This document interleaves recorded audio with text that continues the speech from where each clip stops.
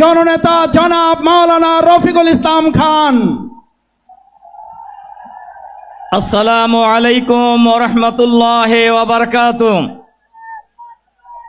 বাংলাদেশ জামাত ইসলামীর উদ্যোগে 7 দফা দাবি আদায়ের লক্ষ্যে আয়োজিত আজকের এই বিশাল জনসমুদ্রের মাননীয় সভাপতি, বাংলাদেশ জামাত ইসলামীর সংগ্রামী আমিরে জামাত, জনতার নেতা, সংগ্রামী জননেতা জনাব ডাক্তার শফিকুর রহমান, জাতীয় নেতৃবৃন্দ, ওলামায়ে কেরাম, সাংবাদিক বন্ধুগণ, সংগ্রামী দেশবাসী ভাই এবং বন্ধুগণ, আপনারা ইতিমধ্যেই শুনেছেন এই ফ্যাসিবাদী হাসিনা সরকার দেশে একের পর এক গণহত্যা পরিচালনা করেছে।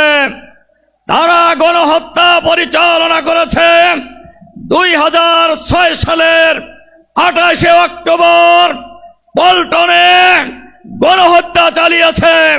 তারা গণহত্যা চালিয়েছে পিলখানার সদর দপ্তরে দেশপ্রেমিক সেনা কর্মকর্তাদেরকে হত্যা করার মধ্য দিয়ে তারা গণহত্যা চালিয়েছে।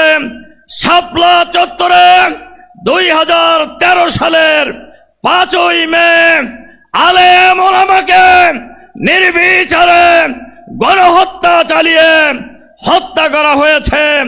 তারা হত্যা করেছে জামাত ইসলামীর আমির শহীদ আমিরে জামাত মাওলানা মতিউর রহমান নিজামী সহ জুডিশিয়াল গণহত্যার মধ্য দিয়ে জামাত নিশ্চিহ্ন করার জন্য তারা আমাদের নেতৃবৃন্দকে হত্যা করেছে।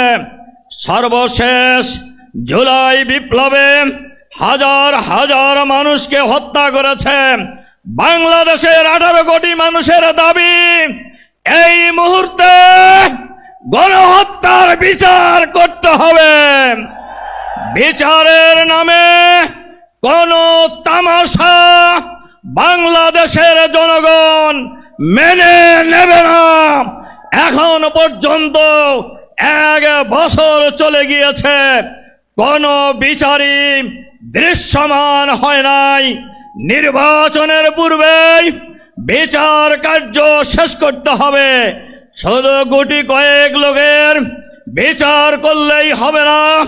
সরকারের ভিতরে বাইরে যত ফ্যাসিবাদের দোসর গণহত্যার সাথে জড়িত তাদেরকেও গ্রেফতার করে বিচারের আওতায় আনতে হবে।